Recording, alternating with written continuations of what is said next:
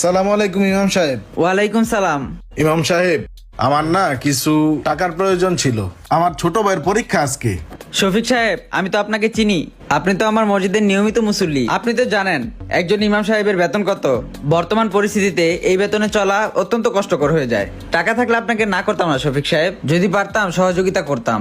সমস্যা নাই, ঠিক আছে। আসসালামু আলাইকুম।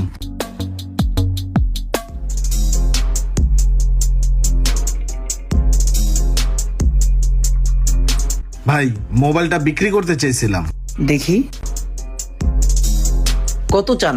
15,000 টাকা। এই ফোন 15,000 টাকা? লোকটারে দেখা মনে হয় বিপদে আছে। একটা বাড়ি মেরে দেহি, কম টাকায় নেওয়া যায়নি। ভাইয়া 5,000 টাকা দেই। 5,000 টাকা তো হয় না, আর একটু বাড়াই দিন। না ভাই, এই ফোন এর থেকে বাড়ানো যাবে না।